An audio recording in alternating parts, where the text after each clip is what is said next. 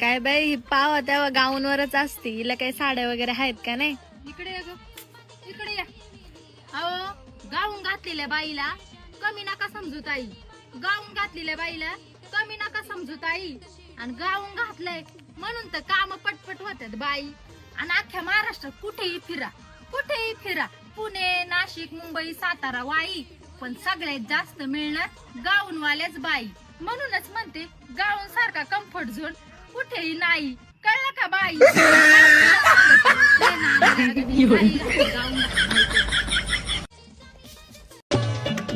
तुला माहित आहे का, मी सायन्स मध्ये टॉपर होते.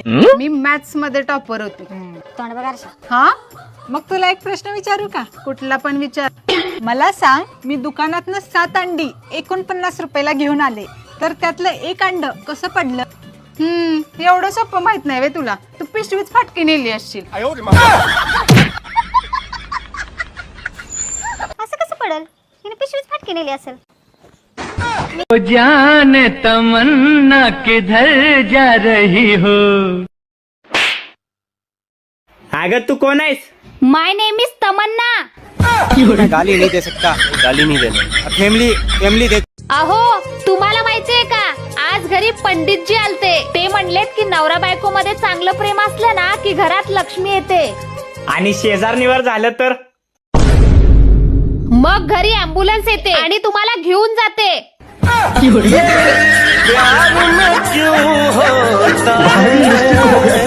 अहो, बोल लाकूड तोड्या, यातली कुठली कुऱ्हाड तुझी आहे? सोन्याची, पितळेची की लोखंडाची? लोखंडाची. वा, तुझा प्रामाणिकपणा मला आवडला. ही घे. एकच 3 नाही का? आता लग्नात एक फाजील पद्धत आली ती मंगळाष्टकाच्या टायमाला नवरा नवरी मधून येणार. गेट केलंय आता. तू नवरदेव भाड्याच्या गाडीत आला. 35 रुपयाचा चष्मा घेतो लिंबा खालचा. तो हायवेला मिळतो ना, तो आता 99ला झालाय, नाही तर 35लाच होता पाहिला. त्याच्या मागे ते खांब्यासाठी लटकेल 2-4 पोरं, त्या नवरी माग 2-4 याडपाट पोरी. आता एक नवीन भांग आणला, एक बाजू बांधायची, ही मोकळी ठेवायची. चला हवा येऊ द्या. अहो, कलवरीनं असं केलं, नवरदेव घोड्यावरून पडलं खाली. पाहता काय माय. आणि त्याच्या पुढे तो बँडवाला. बाहेर फुल बरसा मिनो में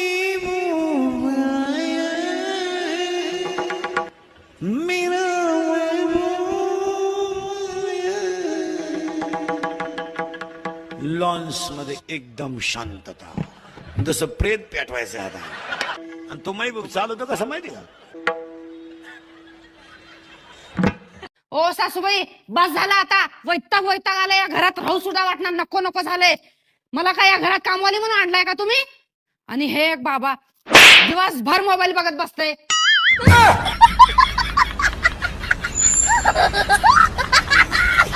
ओ टोमणे मारणे ही जरी सासूची कला असली ना, तरी मारलेला टोमणा समजून न समजल्यासारखं वागणं ही सुनेची कला असते.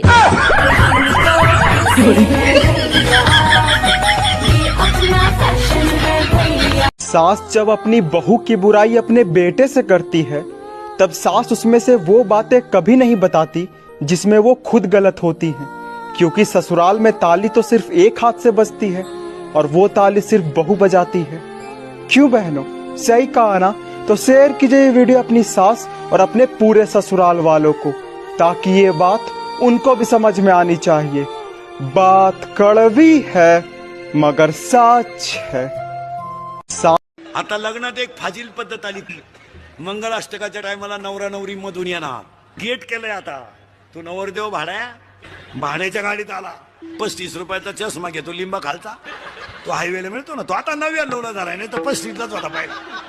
त्याच्या मागे ते खांब्यासाठी लटकेल 2-4 पोरं, त्या नवरी माग 2-4 याडपाट पोरी. आता एक नवीन भांग आणला, एक बाजू बांधायची, ही मोकळी ठेवायची. चला हवा येऊ द्या. अहो, कलवरीनं असं केलं, नवरदेव घोड्यावरून पडलं खाली. पाहता काय माय. आणि त्याच्या पुढे तो बँडवाला. बाहेर फुल बरसा मिनो में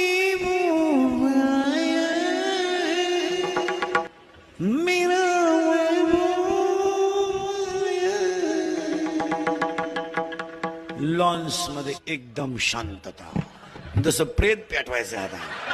आणि तो महबूब चालवतो कसं माहिती का?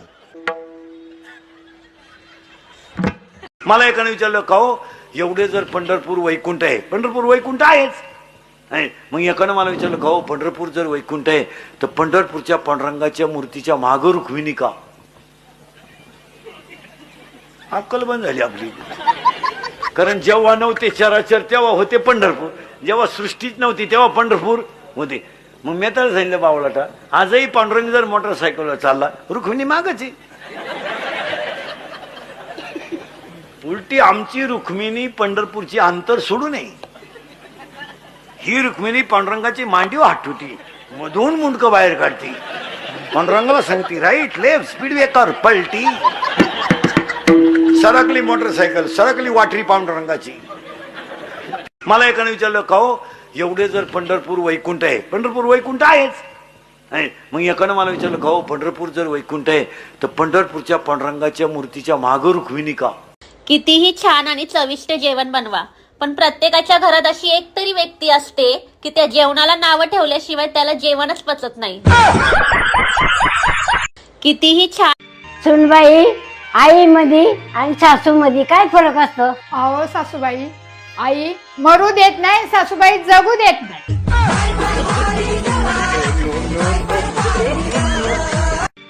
आपल्या लहानपणी टीव्हीवर कार्यक्रम असायचे, शक्तिमान, विक्रम वेताळ, चंद्रकांता. आणि आताच्या मुलांच्या वेळेस भाभीजी घर पर है, जीजाजी छत पर है.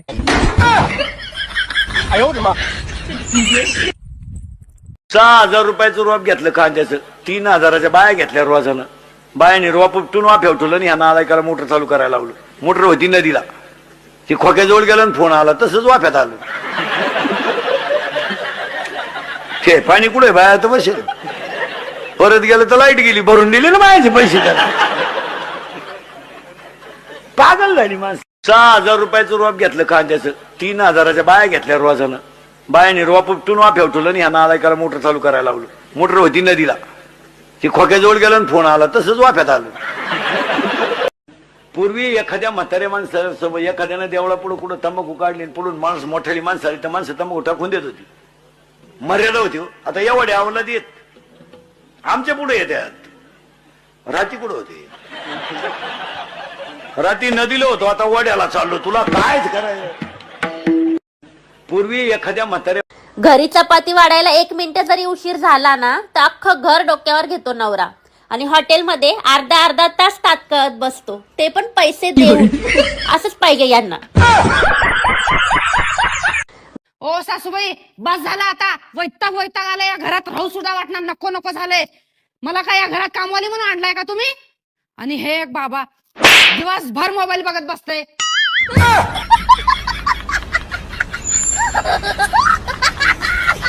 ओ नवरा घरात नसला तर जीवाला नुसती हुरहुर, आणि एकदा का घरात आला तर किरकिरी, भांडण, नुसतं जाळण.